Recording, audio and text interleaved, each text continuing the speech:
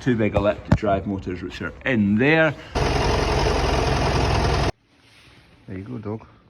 Got a wee party of kids for me this morning. There we are, we can't. What a beast! There we go, that's the lorry done. Who's knocked you over? Yeah, We're stuck. Morning, Holly. Oh. Look at the water flowing underneath the ice. I'm not filming today, but we're at another tree and we're left with a stump. We're tree surgeons. 100% qualified. Yeah, we definitely know what we're doing. Anyway, cleared up. See you tomorrow. We've a broken dishwasher. So inside, this is possibly broken as well. It got taken out. It's an old one. Oh, the new one's under warranty, but they have to go through the warranty process to get it all sorted out. Got a guy out to look at it and he can't figure it out. So we're going to see if this one works in the kitchen. In the meantime, while we go through the warranty process of getting the other one sorted. Expensive machines, industrial washing machines.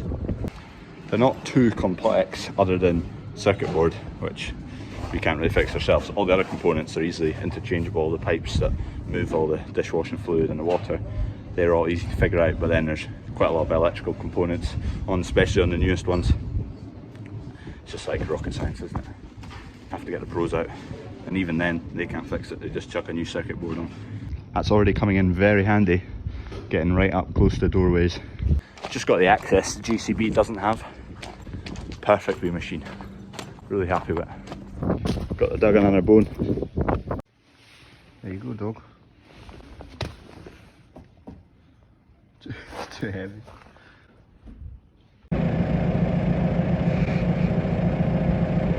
Oh, what are they like? Damn sheep. Oh, there you go. Like, as long as it comes this side of the fence, I don't mind it being up there. Just spreading out the snow at the moment, the piles anyway, because it's Saturday tomorrow and we need the car park space, so it'll melt more like this. Bigger surface area to volume ratio anyway. It's quite satisfying.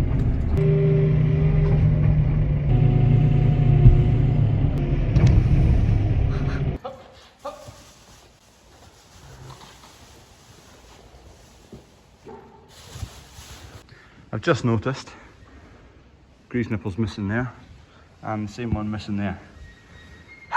Those two are the two that always get knocked. I really need to put a bit of pipe over them, but anyway, I'll get around to it. I've had a wee bit of an issue with this concrete that got poured, because the day after it was poured, I still hadn't set properly, which is fine, normal. Then it rained like hell, and this edge is really exposed because it's on the edge of a building, so this edge of the concrete is a bit rough. This bit up here is the worst. It's kind of like metal when it's rusted and pitted. It's that similar kind of, you can see it, it's not smooth. It's you see all those reinforcement fibres in it, you see them?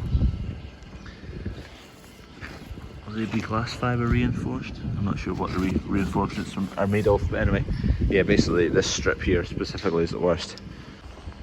Don't know whether, because possibly it'll just get carpeted anyway, but even then it's not, it might need sealed because it's quite loose and free, and it'll just end up with dust all the time inside. Need to get sealed maybe with a top layer of sealant of some sort, resin compound or whatever. You'll be able to get stuff to seal concrete, and then a carpet on top maybe, but it didn't come up too well. So as of a few days ago, this project is done. So when this project had started, I wasn't doing YouTube videos, so I've not got images of when it was completely at the start, but I'll go back as far as I can, so I'll go to that just now. So basically we started off with a shed, old straw shed, a dust floor basically. It was packed in a lot because of forklifts going in and out and whatnot. So on top of that, so the level got built up quite a bit with planings, and then a 6-inch concrete pad got poured over the whole thing. Then a joiner came in, it completely filled it all in with insulated walls, so there's wool in the walls to insulate it all. Same with the ceiling. And then that allowed us then to put in the racking, because the amount of space you gain from having 3 layers rather than just 1 layer all across the floor. We've gained a lot of floor space that we didn't have before, and we've got about 2.5, 3 times the amount of stuff in here, and we've still got the floor space. So really helped like that. And then we got the wee forklift, which is just ideal for in here because floor's dead flat, runs around, easy peasy, turns on a sixpence. It's electric, so it gives off no fumes in here. It's single phase, so just plugs into the wall to charge it up. It'll last, it's 6 hours the battery will last, but if you're not foot on the pedal or lifting up the mast, you're not using anything. It's not like a diesel one where it's still turning over the engine. As soon as you lift off the pedal, it's not using battery. So that'll probably do 2-3 weeks, 4 weeks maybe on a full charge. Ideal that way. You also get a bit of relief tax-wise on a machine like that versus a diesel machine because it's electric, better for the environment. So that's why we ended up with that machine. Touch wood. It's not going to give us too many issues. It's a pretty simple machine. I mean, it's got a mast, self-explanatory, triple mast. Basically, you've got base section, middle section, third section, and they lift up to 4.3 meters, 4.3 meters, I think. Yeah, 4.3 meters on the mast. 2 big electric drive motors which are in there, which drives the front 2 wheels, and then those 2 motors are just connected to the batteries which sit under here. All they need to be is topped off with deionized water every 7 or 8 charges. Charging cycle will just keep it between 20 and 80% or 20 and 100%. That bottom 20%, if you drop batteries down into that and leave them, it's not good for them. So for longevity, drop it down to 20%, charge it fully all the way up, and then let it run down again to 20%. So that's fine for that. We did demo a bigger machine than that, and yes, it fitted, but not just, it was just a wee bit trickier to get in and about, which is fine. There's people in the shop that have done their forklift ticket, but they've obviously not done as many hours on a forklift that myself, Dad and Kev have, so it's just nicer knowing that they're driving a machine that's got loads of access, so there's loads of space around about them. So there's less chance for any accidents. So we've wound up with basically 3 layers of racking all the way around this unit here. So there's a lot of space here, and then this is kind of almost a separate section. Behind that wall's an office. And then we've got a bit of storage here, which is a bit just kind of hickledy-pickledy at the moment, old units that just got dumped there. And then we've got a few other bits and bobs lying about here, and the forklift gets parked here, chargers up against that wall, jobs are good in. Nice place to be.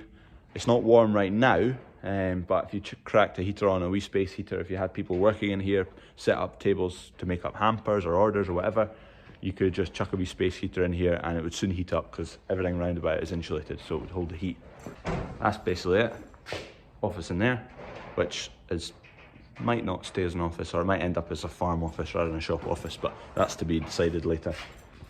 You'd never think we need all this space to store stuff for a shop, but the things like toilet roll, Globeburn hamper boxes, Globeburn hamper boxes, Globeburn hamper boxes, carrier bags, carrier bags, carrier bags, carrier bags, napkins, Christmas display units, old microwave units, shopping baskets, more napkins, vacuum pack pouches, bubble wrap, napkins, hand towels, different styles, more hamper boxes, more hand towels, takeaway meal packaging, more hand towels, sizzle pack, takeaway cups and lids. The amount of pallets of stuff is just incredible. What a day. Sunday today. Helicopters. Wonder where they're going. It's like being out for a Sunday drive in your choppers.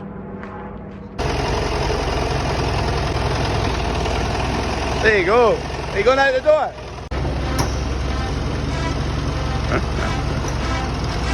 There you go.